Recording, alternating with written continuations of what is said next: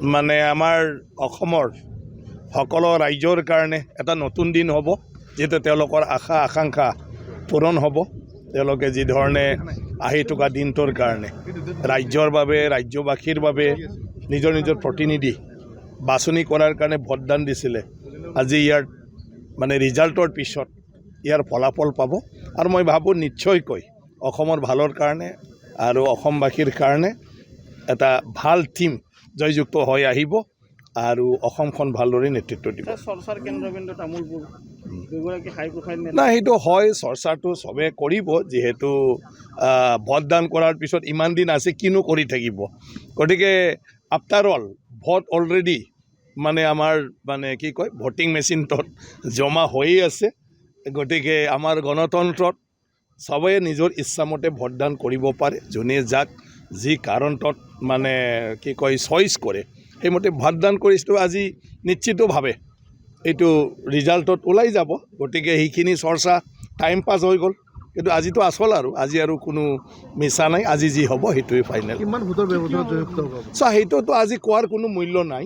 আগৰ কোৱা কিবা কোৱা, আজিতো আচলটোৱে ওলাব। যিহেতু মই ভাবোঁ সেইটো মোতকৈ আপোনালোকে বেছি মানুহৰ পৰা খবৰটো পাব আৰু কেণ্ডিডেটক চবে মানে দুখ পাব বুলিতো মানে কি কয় বেয়া বুলিতো নকয় ন।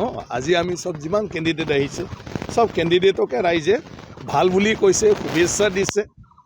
কিন্তু কি কয় প্ৰত্যেকজনৰে ভাল পোৱা মানুহ থাকে, ভাল ভোট দিয়া মানুহ থাকে, সেইটো নহয়। কিন্তু তাৰ মাজতে মেজৰিটি কাৰ, আমাৰ গণতন্ত্ৰ হ'ল মেজৰিটিহে গ্ৰেণ্টেড হ'ব। গতিকে ভাল বেয়াৰ লগত কোনো কথা নাই। গতিকে আজি আমাৰ মানে কি কয় পৰীক্ষাৰ ফলাফলটো আজিহে সঁচাকৈ ওলাব। তাৰ বাদে কিবা যদি গোপনীয়তা জানে তো আপোনালোকে বেছি জানে, কাৰণ আপোনালোকে চব শ্ৰেণীৰ মানুহক লগ পাই চব শ্ৰেণীৰ মানুহৰ লগত কথা পাতে। তো নিশ্চিতভাৱে হিমন্ত বিশ্ব শৰ্মা ডাঙৰীয়াৰ নেতৃত্বত NDA চৰকাৰ হ'ব, বিজেপিৰ নেতৃত্বত চৰকাৰ হ'বই, তাততো কোনো আৰু মানে সন্দেহ নাই। নাই, মই তাকে ক'লোঁ, প্ৰাৰ্থী হিচাপেতো আশা থাকিবই লাগিব। ৰাইজে মানে আমি লগ পাইছোঁ, ৰাইজৰ লগত কথা পাতিছোঁ, ৰাইজক আমি অনুৰোধ কৰিছোঁ, ৰাইজে আমাক সঁহাৰি জনাইছে।